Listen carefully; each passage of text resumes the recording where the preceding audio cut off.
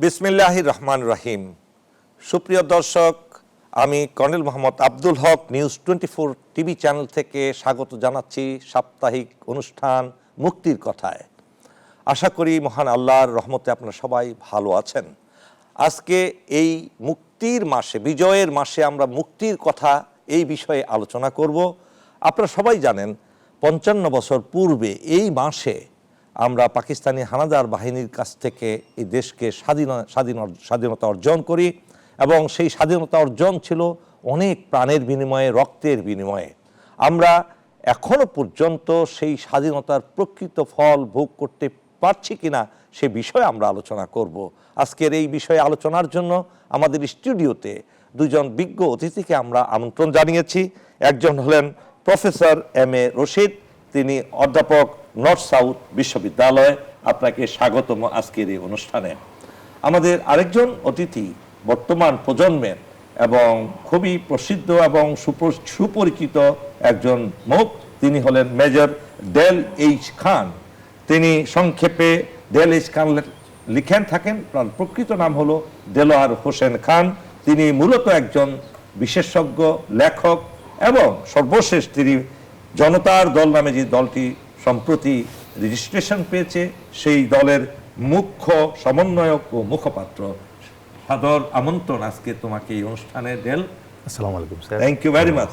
অধ্যাপক এম.এ. রশিদ, আপনার কাছ থেকে আমরা জানতে চাচ্ছি, ঠিক 55 বছর আগে এই সময় কিন্তু যুদ্ধ একটা কালমিনেশন পয়েন্টে ছিল। পাকিস্তানি হানাদার বাহিনীর বিরুদ্ধে বাংলাদেশ সেনাবাহিনীর নেতৃত্বে জেনারেল আতাউল গনি উসমানী ছিলেন সেটা কমান্ডার ইন চিফ। সে সম্পর্কে আপনি নিশ্চয়ই অনেক পড়াশোনা করেছেন। সেই যে যুদ্ধটা হলো, এই যুদ্ধটা সম্পর্কে আপনি কিছু যদি বলতেন সংক্ষেপে আমাদেরকে। বিসমিল্লাহির রহমানির রহিম। নিউজ 24-কে ধন্যবাদ এবং আপনাকেও ধন্যবাদ আমাকে আমন্ত্রণ করার জন্য। আমরা মহান মুক্তিযুদ্ধের এই সময়ে বিজয়ের মাসে আমরা বসেছি এবং মহান মুক্তিযুদ্ধকে নিয়ে আমাদের 2-3টা কথা বলার মধ্যে প্রথমটা আমি বলতে চাই যে যখন পাক হানাদাররা আমাদের উপর 25শে মার্চ আক্রমণ করে বসেছিল, সেই সময় রাজনৈতিক নেতৃবৃন্দ যখন পালিয়ে গেছে, শেখ মুজিব যখন দেশ থেকে পালিয়ে যায়, সেই সময় আমরা দেখেছি তরুণ সেনা কর্মকর্তা মেজর জিয়া, তার বজ্রকণ্ঠ বাংলাদেশের স্বাধীনতা, এবং তার পরবর্তীতে আমরা দেখি সেনা কর্মকর্তাদের নেতৃত্বে সেক্টরগুলো গঠিত হয় এবং আপনি যথার্থই বলেছেন জেনারেল এম.জি. ওসমানী আমাদের বঙ্গ সন্তান, ওনার নেতৃত্বে আমরা ঝাঁপিয়ে পড়ি এবং 9 মাসে যখন আমাদের এই তরুণ মুক্তিযোদ্ধা সেনা কর্মকর্তাদের নেতৃত্বে আমরা প্রায় বিজয়ের কাছে চলে এসেছি, তখনই আবার ষড়যন্ত্র দেখতে পাই এবং আমরা দ্বিতীয়বার দেখি যে যখন সেনা কর্মকর্তারা প্রাণপণ যুদ্ধ করছে হানাদার বাহিনীর সাথে, মেজর জিয়া এবং সেক্টর কমান্ড যারা ছিলেন তাদের নেতৃত্বে, ওই সময় আমরা দেখি মুজিবনগর সরকার আমাদের এই সেনা কর্মকর্তারা এই মুক্তিযোদ্ধাদের বিরুদ্ধে তারা আবার একটা গাদ্দারি করে বসে। মুজিবনগর সরকারের যে চুক্তি হয় সেই চুক্তিগুলো আমরা দেখি যেটা দেশের বিরুদ্ধে যায়। যে এই যুদ্ধটা যে আপনি বললেন, কমান্ডার ইন চিফ ছিলেন কর্নেল আতাউল গনি উসমানী, পরবর্তীতে তাকে জেনারেল করা হয়, তখন কি আমরা শক্তিশালী ছিলাম? পাকিস্তানকে পরাজিত করার জন্য যথার্থভাবে ছিলাম? আমাদের সেই শক্তি সামর্থ্য ছিল? অবশ্যই ছিলাম। আচ্ছা, সেনা কর্মকর্তারা যথার্থই দেশকে নেতৃত্ব দিচ্ছিল এবং মুক্তিযুদ্ধকে তারা সেই দিকে নিয়ে যাচ্ছিল যেখান থেকে একটা স্বাধীনতা আসতে পারে। ধন্যবাদ। আপনার কাছে আবার আসবো। এই পর্যায়ে আমরা তরুণ প্রজন্ম, আমাদের যারা গর্ব এই দেশের জন্য, মেজর ডেল H Khan, how are you? আলহামদুলিল্লাহ sir. We like to hear from you. তরুণ প্রজন্মের তোমরা প্রতিনিধিত্ব করো। আমরা তো সেনাবাহিনী থেকে অনেক আগে চলে আসছি। You have serve after then. এই যে সেনাবাহিনীর নেতৃত্বে যুদ্ধটা হলো, do you think that we had the necessity to get the support to bring India in that fighting? এই তাদেরকে ছাড়া কি আমরা স্বাধীন হতে পারতাম না? সারেন্ডার সেরিমনি কি আমাদের কাছে হতে পারতো না? কি মনে হয়? প্রথমে আপনি যে প্রশ্নটি করেছেন স্যার, এটা অত্যন্ত গুরুত্বপূর্ণ একটা প্রশ্ন, যেটা বারবার আমাদের জনমানসে উকি দিত।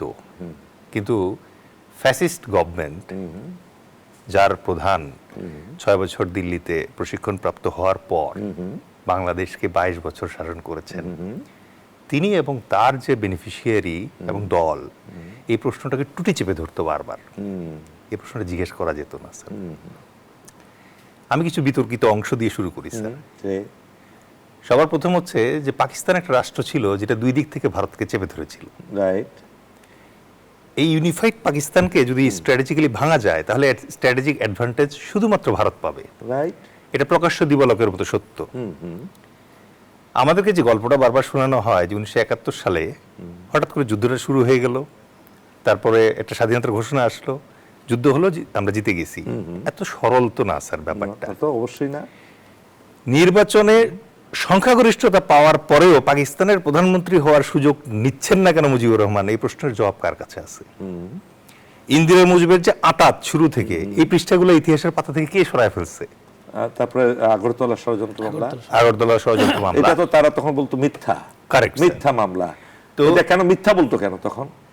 স্যার পলিটিক্যাল অ্যাডভান্টেজ নেওয়ার জন্য, এবং তখন এত অ্যাক্টিভলি এই অংশটাতে কাজ করতে পারতো না। এবং আপনি আরো কিছু বিতর্কিত অংশ যদি দেখেন স্যার, প্রথম কথা হচ্ছে স্বাধীনতা যুদ্ধ শুরু হয়ে গেল, প্রথম পালায় গেলেন শেখ মুজিব স্বয়ং নিজেই। তিনি নিজে গিয়ে আত্মসমর্পণ করলেন, করে পূর্ব পাকিস্তানেও থাকলেন না স্যার, চলে গেলেন পশ্চিম পাকিস্তানে নিরাপত্তম আশ্রয়ে। একই সাথে নিশ্চিত করলেন তার ফ্যামিলি যেন আর্মির কাস্টডিতে থাকে, তার মেয়ের সন্তান নাতি যেন আর্মির সিএমএইচে জন্মগ্রহণ করতে পারে, এবং মাসোয়ারা উনি পেতেন, ওনার কন্যা পেতেন, এবং কন্যার যে হাজবেন্ড ছিল ওয়াজেদ মিয়া উনিও পেতেন। তার মানে this was a very good settlement. Right. Okay. এর ভেতরে বিপদে পড়লেন এক ইয়াং মেজর, নাম মেজর জিয়াউর রহমান।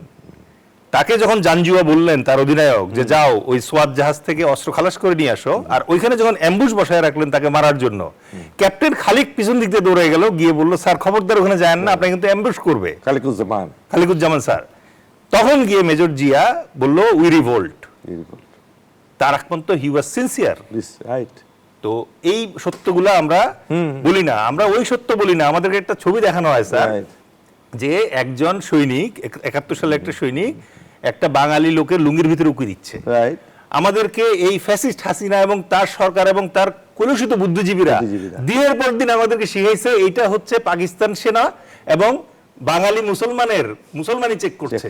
অথচ এই ছবিটি একজন ভারতীয় সাংবাদিকের তোলা, এবং ভারতীয় সাংবাদিকের বইয়েই আছে যে এইটা ইন্ডিয়ান সৈনিক, সে একজন রাজাকারের লুঙ্গির ভিতরে চেক করে দেখতেছে যে কোনো গ্রেনেড আছে কিনা।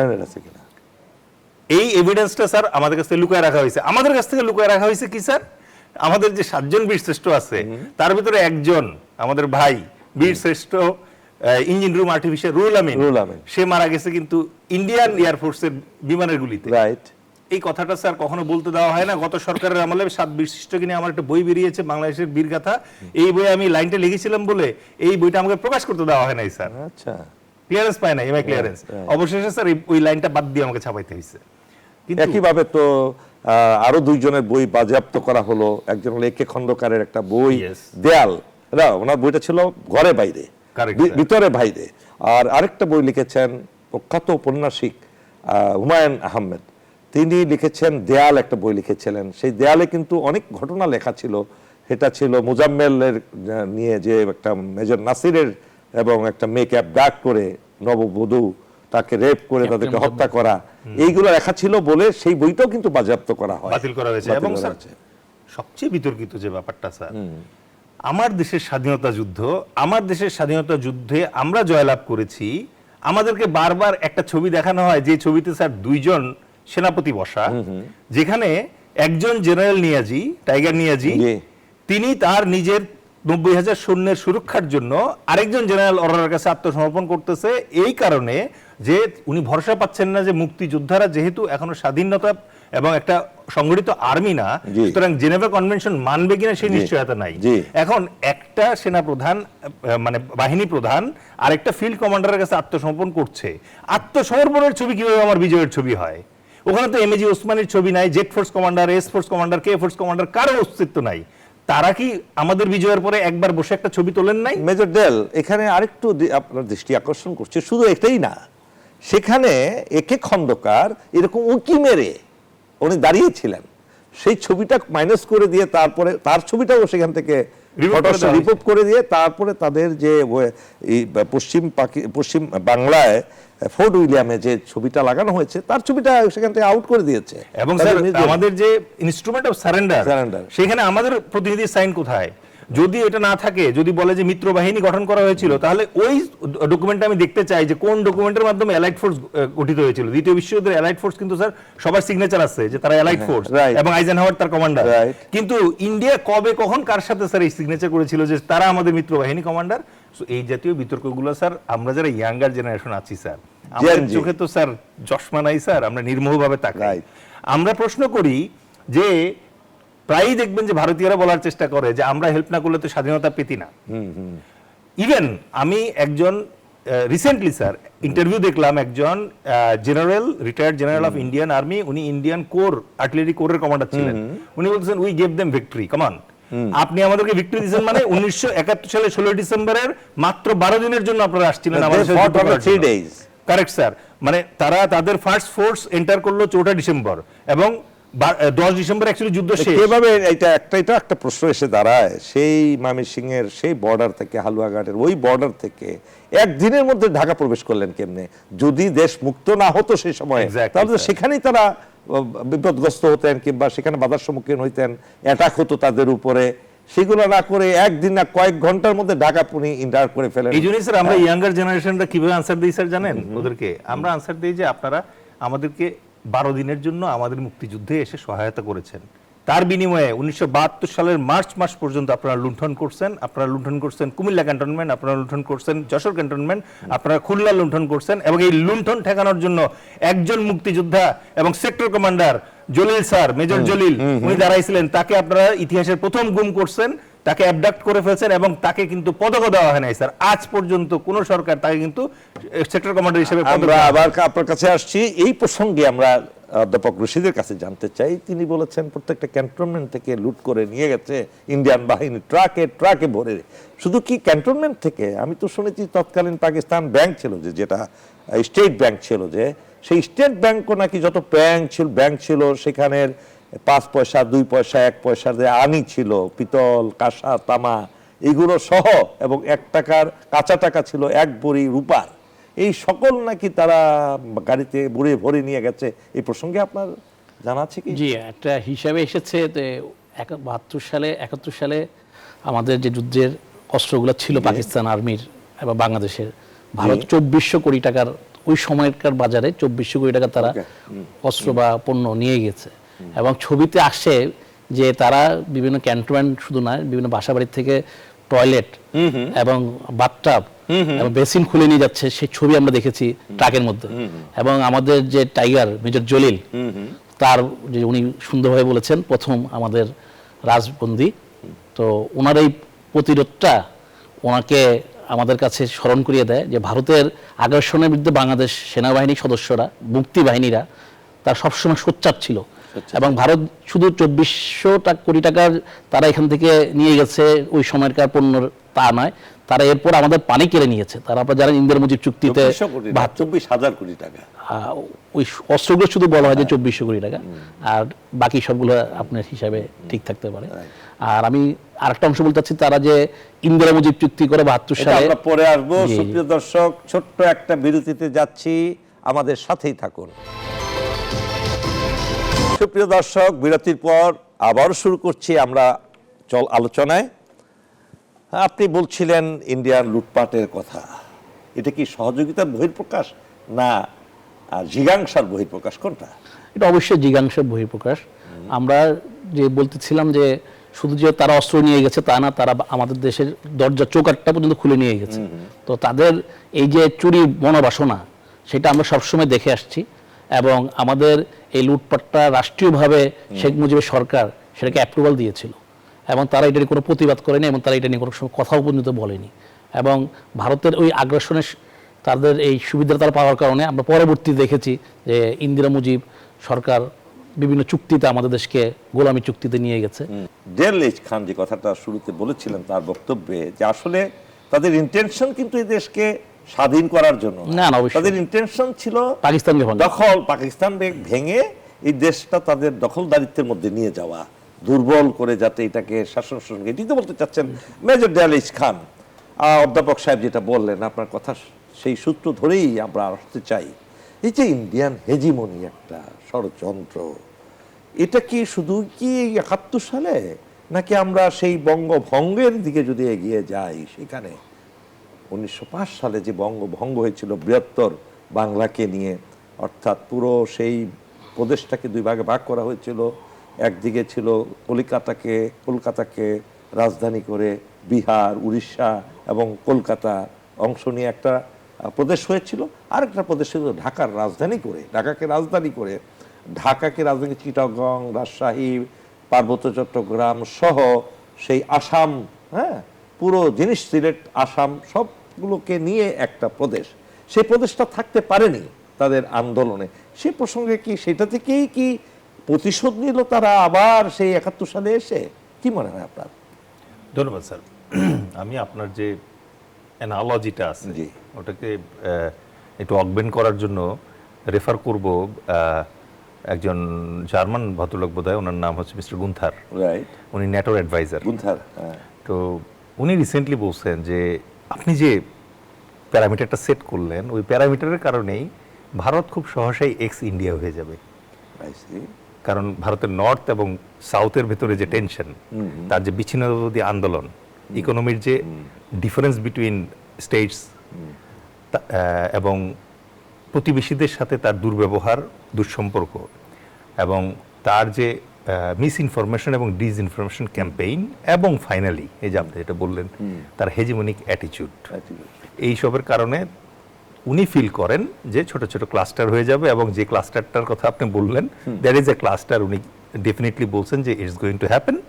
এখন বাংলাদেশে আসলে সিদ্ধান্ত নিতে হবে যে ত্রিপুরা নিবে না পশ্চিমবঙ্গ নিবে, এরকম একটা পরিস্থিতি হতে পারে। আমরা ওই পূর্বের বা ওই 1905 সালের বঙ্গভঙ্গ যেটা হয়েছিল বাংলাকে দুই ভাগ করে, সেটাই তো আমাদের যথার্থ ছিল। সেটা তো খুব চিন্তা ভাবনা করেই সেই সময় প্রদেশটাকে বিভক্ত করা হয়েছিল, তাই নয় কি? সেটা তো বিশাল একটা গবেষণা হয়েছে, কিভাবে এলাকার উন্নতি হবে, মানুষের সংস্কৃতি, আদর্শ, তাদের রাজনীতি, অর্থনীতি সবকিছু মিলেই তো সেটা করেছিল। কেননা কলকাতা কেন্দ্রিক রাজধানী হওয়ার কারণে ঢাকা টোটালি অবহেলিত ছিল এবং শিক্ষা দীক্ষা পিছিয়ে পড়েছিল এই অংশের মানুষ। সেটাই তো যথার্থ হবে, কি মনে করেন আপনি? অবশ্যই ওটা মানে আপনি যদি আবার নতুন করে অ্যানালাইজ করেন ওই জায়গায়, তাহলে দেখবেন যে ওটার পেছনে আপনি কিছু লজিক পাবেন। বাট আমরা ইয়াঙ্গার জেনারেশন যারা আছি, আমরা এটা জিনিসটাকে কিভাবে দেখার চেষ্টা করি। আপনি আমাকে বলেন স্যার, গনিমতের মাল বা ওয়ার বুটি জিনিসটা কি? ওয়ার বুটি বা গনিমতের মাল হচ্ছে সেই জিনিস যখন একটা পক্ষ আরেকটা পক্ষকে পরাস্ত করে, তখন তার মাল হচ্ছে যে জিতছে তার জন্য গনিমতের মাল।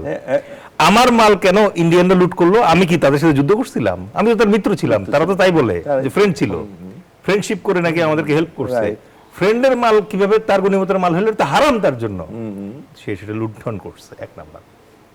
এখন অনেকদিন পরে এই ইউনূস সাহেবের যে গভর্নমেন্টটা আসছিল, ইন্টারিম গভর্নমেন্ট, এই গভর্নমেন্টে এসে অনেক কিছু তদন্ত হয়েছে।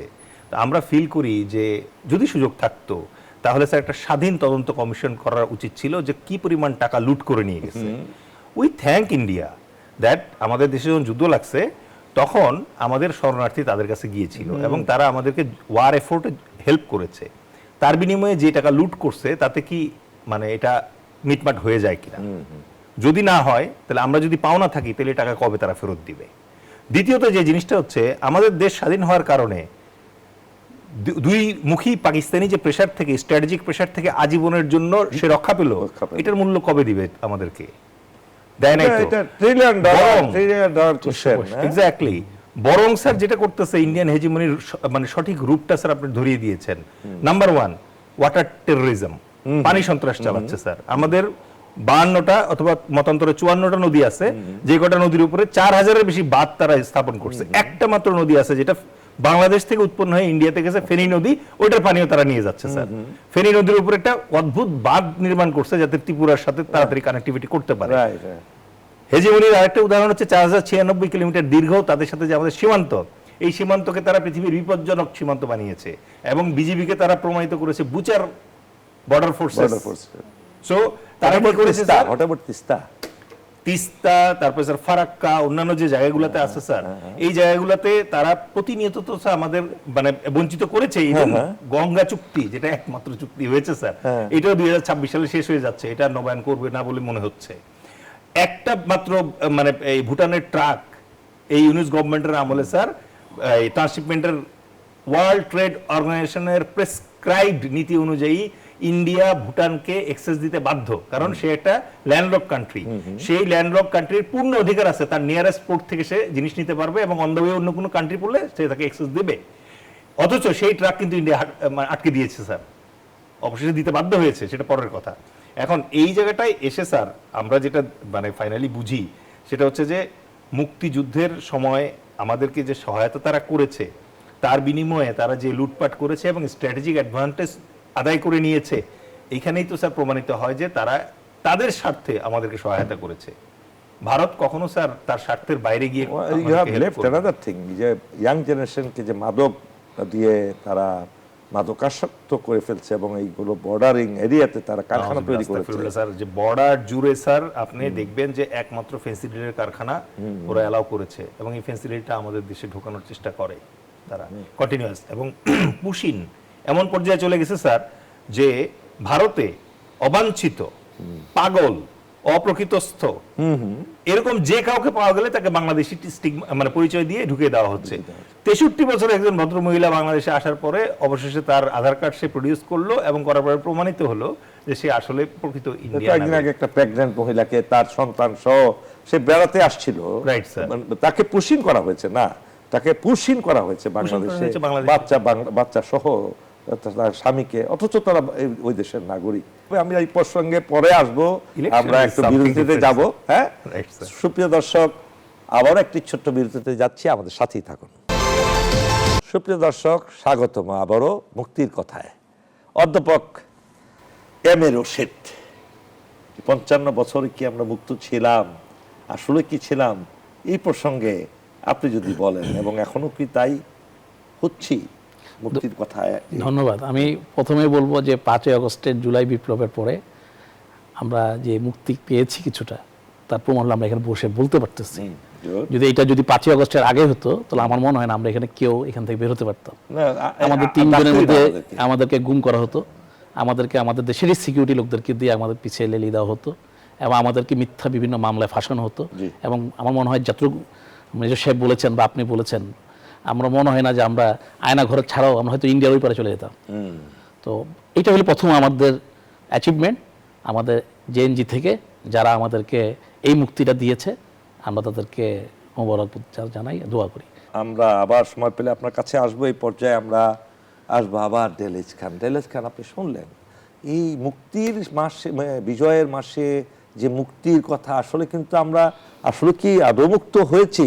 যেভাবে এখন নেগেটিভ তৈরি করা হচ্ছে, আত্মঘাতী খেলায় একজন আরেকজনের বিরুদ্ধে যেভাবে প্রচার প্রপাগান্ডা চালাচ্ছে, এটা কি কোনো সাজানো খেলা, নাকি আবারও এখানে ইন্ডিয়ান হেজিমনি আপনি অনুভব করছেন? যেহেতু আপনি একটা পলিটিক্যাল পার্টিকে রিপ্রেজেন্ট করেন, প্রধান মুখ্য সমন্বয়ক এবং মুখপাত্র আপনি, সেই ক্ষেত্রে একটা রাজনৈতিক দলের নেতৃত্বে থেকে আপনি কি মনে করছেন যে আগামী ইলেকশনটা খুব স্বাভাবিক প্রক্রিয়ায় হবে, না এটা আবার একটা যুদ্ধাঙ্গী মনোভাব নিয়ে পরস্পর ঘায়েলের মাধ্যমে সে আবার ভোট রিগিং আবার ইত্যাদি হতে পারে? আপনার কি ধারণা হয়, আমরা কি মুক্তির পথে এগিয়ে যাচ্ছি?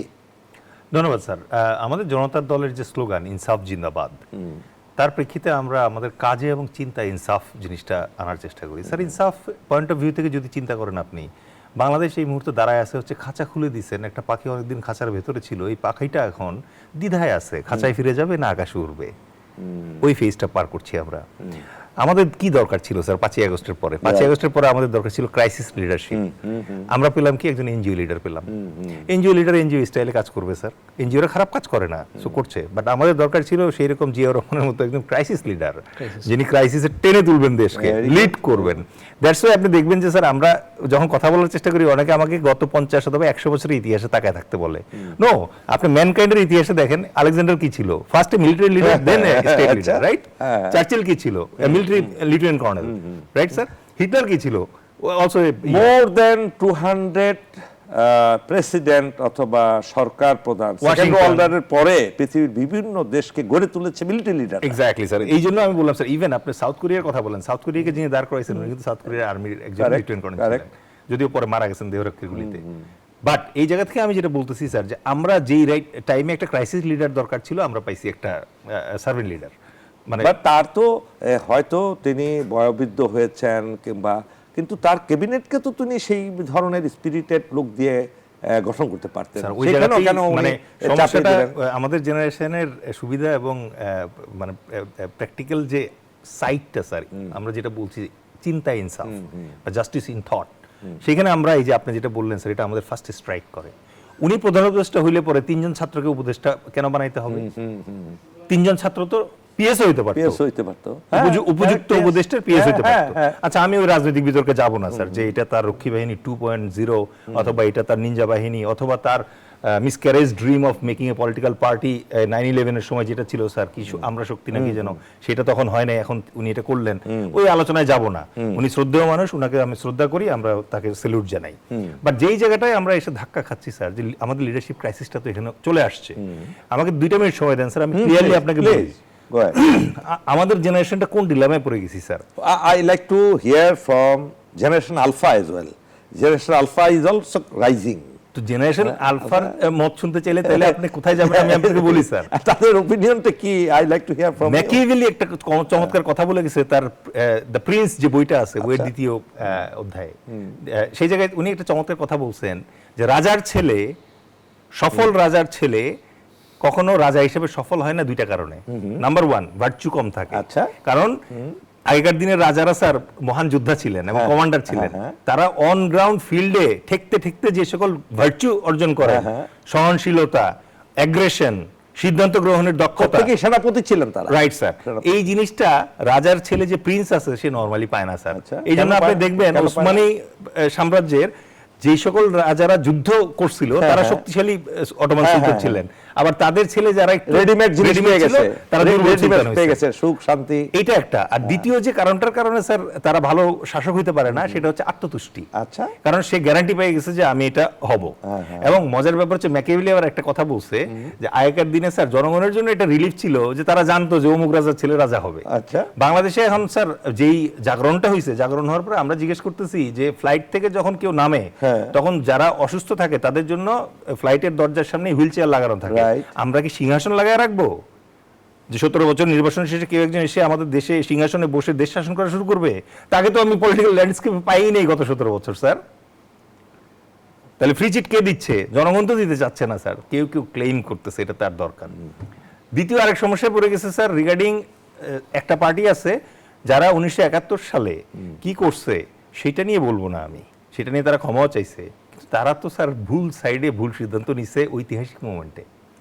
এটা আমাদেরকে ভয় দেখায় যে আবার আমার দেশের যখন ক্রাইসিস মোমেন্ট আসবে তখন কি আবারও ভুল করে বসে কিনা।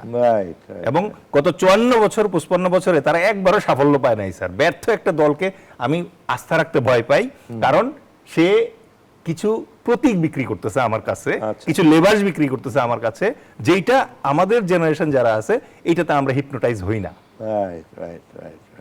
আপনি ধর্মগ্রন্থ এনে আমাকে বলেন না যে দেশ চলবে। আমি আরেকটা জিনিস জানতে চাই, এই যে অসংখ্য মানুষের প্রাণহানি, শহীদ হওয়া, এই আবু সাইদের যে হাত তুলে বুকের মধ্যে গুলি ধারণ করা, এই সমস্ত ইয়াং জেনারেশন জেনজি যাদেরকে বলি, আমার চোখের সামনে দেখেছি অকুত ভয় হয়ে তারা নিজের জীবনকে সমর্পণ করে দিচ্ছে নিজেদের দেশেরই পালিত সেই বাহিনীর কাজগুলো, বাহিনীর কাছে। এই যে তাদের ত্যাগ তিতিক্ষা হঠাৎ করে আমরা ভুলে যাওয়ার জন্য কেন প্রেশার দিচ্ছি? আমরা সেই বয়ান থেকে বের হয়ে আমরা কেন সেই আবার 55 বছর আগের বয়ানে যাচ্ছি? এটার কারণটা কি বলবেন কি? স্যার এইটার একটা বড় সমস্যা হচ্ছে স্যার, আমরা যখন 5ই আগস্টে বেরোয় আসলাম স্যার, বেরোয় আসার পরে আমরা প্রমাণ পেলাম এবং প্রমাণ করলাম যে গত 54 বছর ধরে যে পচা গলা অ্যান্টিবায়োটিক আমাদেরকে পলিটিশিয়ানরা খাওয়ানোর চেষ্টা করছে, এই অ্যান্টিবায়োটিকও খারাপ, এই অ্যান্টিবায়োটিক খাওয়ানো ডাক্তারও খারাপ। এখন এসে স্যার আবার ওই পচা অ্যান্টিবায়োটিক আমাদের খাওয়ানোর চেষ্টা করছে, কিন্তু এই সুযোগ কে করে দিছে স্যার? Try to understand. আমরা তো খুব নির্মোহভাবে স্ত্রীর দিকে তাকাই স্যার। 5ই আগস্টে তো এনসিপি নামে কোনো দল ছিল না। 5ই আগস্টে আপনি আমি রাস্তায় নামছিলাম। চে গুয়েভারা একজন বিপ্লবী ছিলেন স্যার, চে গুয়েভারা বিপ্লব শেষে কিন্তু নিজে দল করে নাই স্যার, রাইট স্যার। তো এই জায়গায় এসে যেটা সমস্যা করে ফেলছে স্যার, এরা এদের ভিতরে যে অংশটা একটা রাজনৈতিক দল করে ফেলার পরে এই বিপ্লবের ওয়েটটা কমে গেছে, নাম্বার ওয়ান। নাম্বার টু হচ্ছে স্যার, দেখেন সরকারও কিন্তু সরকারও অদ্ভুত অদ্ভুত ভুল করছে। যেমন স্যার 4টা পয়েন্ট দিয়ে মাল্টিপল চয়েস কোশ্চেনের মতো করে গণভোট করতে আসছে, পৃথিবীর ইতিহাসে কোথাও নাই স্যার। এখন লাস্টে আমি 1 মিনিটে শুধু যেটা বলবো, লোকজন এখন প্রকারান্তে একটা পলিটিক্যাল পার্টিকে সমর্থন করি কিনা এটা নাকি হ্যানা ভোট হচ্ছে, এই কথা বলতেছে। এবং এই জায়গায় স্যার সর্বশেষে 30 সেকেন্ড একটা কথা বলি স্যার, 1972 সালে যে সংবিধান করা হয়েছে সেটাকে সংশোধন করতে করতে এখন যে অবস্থায় আছে সেখানে কিন্তু পরিষ্কার বলা আছে যে গণভোট অ্যালাউড না।